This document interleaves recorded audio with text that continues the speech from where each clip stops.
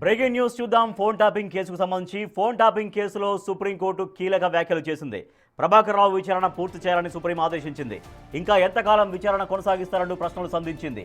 కేసులో ఇంకా ఏం మిగిలింది? ఇప్పటికే 2 వారాల కస్టడీకి అనుమతించామని గుర్తు చేసింది సుప్రీంకోర్టు. మే నుంచి ఆయనకు అరెస్టు నుంచి రక్షణ కల్పించాం. మీరు అనుకున్నది పూర్తయిందా లేదా అని సుప్రీంకోర్టు వ్యాఖ్యానించింది. కేసు దర్యాప్తును దృష్టిలో ఉంచుకొని ఆర్టికల్ 142 కింద మధ్యంతర ఉత్తర్వులు జారీ చేశామంది సుప్రీంకోర్టు.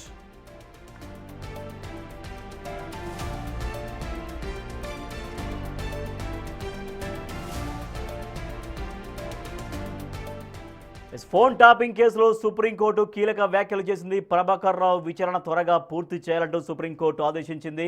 ఇంకా ఎంతకాలం విచారణ కొనసాగిస్తారంటూ సుప్రీంకోర్టు ప్రశ్నించింది. మా ప్రతినిధి శివ మరింత సమాచారం అందిస్తారు. శివ, ఫోన్ ట్యాపింగ్ కేసులో సుప్రీంకోర్టు ఇంకా ఏమని ప్రశ్నించింది? ఇంకా ఏ అంశాలు లేవనెత్తింది?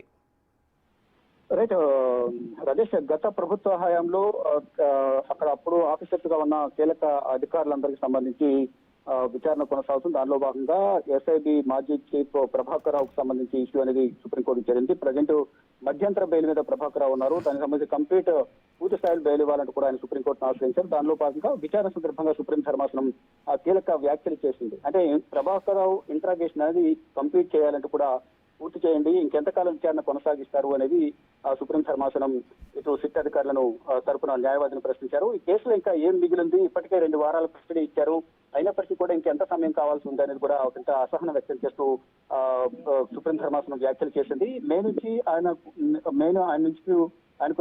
మధ్యంతర రక్షణ కల్పించాము. అసలు మీరు అనుకున్న పర్పస్ అనేది పూర్తయిందా లేదా దీనికి సమాధానం చెప్పాలంటూ కూడా తెలియజేసింది. ఇక కేసు దర్యాప్తు దృష్టిలో ఉంచుకుని ఆర్టికల్ 142 కింద మధ్యంతర ఉత్తర్వులు కూడా జారీ చేశామంటూ కూడా సుప్రీం ధర్మాసనం తెలియజేసింది. అంటే ప్రభాకర్ రావును మళ్ళీ జైల్లో పెట్టాలనుకుంటున్నారా అంటూ కూడా ప్రశ్నించింది. అంటే ఆ ప్రభాకర్ బయట ఉంటే సాక్ష్యాలను తారుమారు చేసే అవకాశం ఉంటుంది కాబట్టి ఆయన విచారణకు సహకరించడం లేదంటూ కూడా గతంలో కూడా 14 రోజుల పాటు ముందు వారం రోజులు, ఆ తర్వాత మరొక వారం రోజులు విచారణకు ఇచ్చింది. కానీ ఆ సరైన సమాధానాలు ఇవ్వడం లేదు, కస్టడీలోకి తీసుకుని విచారించాల్సి ఉంది అనేది కూడా సిట్ అధికారులు సుప్రీంకోర్టు ముందు వాదనలు వినిపించారు. కానీ ఫైనల్ గా ఇప్పటికే 2 వారాలు విచారణకు వచ్చాము కాబట్టి ఆయన ప్రజెంట్ విచారణకు సహకరిస్తూనే ఉన్నారు. ఆయన జైల్లో పెట్టకపోయినా బయట ఉన్నప్పటికీ కూడా ఆయనకు విచారణకు పిలిచి విచారించే అధికారం అనేది మీకుంది, ఆయన విచారణకు సహకరిస్తారు, మళ్ళీ విచారణ చేయొచ్చు, ఆయన దర్యాప్తు సహకరిస్తారని కూడా సుప్రీం ధర్మాసనం వ్యాఖ్యలు చేసింది. ఇక తదుపరి విచారణ వరకు కూడా మధ్యంతర రక్షణ అనేది కొనసాగుతుంది. ఈ లోపు వరకు కూడా ఎటువంటి అరెస్టులు చేయకూడదు, విచారణకు సహకరిస్తారు. ఈ లోపు సిట్ అధికారులు విచారణకు పిలిస్తే కనుక విచారణకు సహకరించాలంటూ కూడా సుప్రీం ధర్మాసనం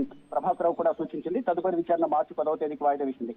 అయితే ఈ లోపు కనుక ఏమైనా ఆధారాలు సేకరిస్తే, ఏమైనా అనుమానం ఉంటే కనుక ప్రభాకర్ రావును పిలిచి విచారించవచ్చు అనే ఒక వెసులుబాటును కూడా సిట్ అధికారులు కల్పించింది. ఈ నేపథ్యంలోనే సిట్ అధికారులకు సూచనలు కూడా జారీ చేసింది. తెలంగాణ ప్రభుత్వం తరఫున సీనియర్ న్యాయవాది సిద్ధార్థ రుద్ర వాదనలు వినిపించారు. అంటే ప్రభాకర్ రావు పిటిషన్ కు విచారణ అర్హత ఉందా లేదా అనేది నేను ప్రశ్నించాలనుకుంటున్నాను కూడా సుప్రీం ధర్మాసనం తన వాదనలు వినిపించారు. ఏదైతే ప్రభాకర్ రావు పిటిషన్ దాఖలు చేశారు, మధ్యంతర బెయిల్ ను రెగ్యులర్ బెయిల్ గా కంటిన్యూ చేయాలనేది, రెగ్యులర్ బెయిల్ ఇవ్వాలనేది కూడా సుప్రీం ధర్మాసనం పిటిషన్ దాఖలు చేసిన నేపథ్యంలో అసలు ఆ పిటిషన్ కు విచారణ అర్హత ఉందా లేదని కూడా నేను ప్రశ్నించాలనుకుంటున్నట్టు కూడా ఆయన వాదనలు వినిపించారు. ఇక కస్టడీలో పెట్టిన వ్యక్తికి ముందస్తు బెయిల్ ఎలా ఇస్తారు? అంటే ఒకవైపు కస్టడీలో ఉన్నారు, తన విచారణ ఎదుర్కొంటూ ఉన్నారు, అన్ని ఆధారాలు అతనికి వ్యతిరేకంగా ఉన్నాయి, కానీ ఈ సమయంలో ముందస్తు బెయిల్ ఏ విధంగా ఇచ్చారు, మధ్యంతర రక్షణ అనేది ప్రధానంగా సుప్రీం ధర్మాసనం ముందు ప్రశ్నించారు. ఇక దీనికి సంబంధించి తదుపరి విచారణ అయితే మార్చి 10వ తేదీకి వాయిదా వేశారు. ఈ లోపు కనుక ఆయనకు సంబంధించి ఇంకేమైనా ఆధారాలు కనుక సేకరించాలి, విచారణ కొనసాగించాలి, దర్యాప్తులో భాగంగా అతన్ని ఇంటరాగేషన్ చేయాలంటే కనుక పిలిచి విచారణ చేయొచ్చు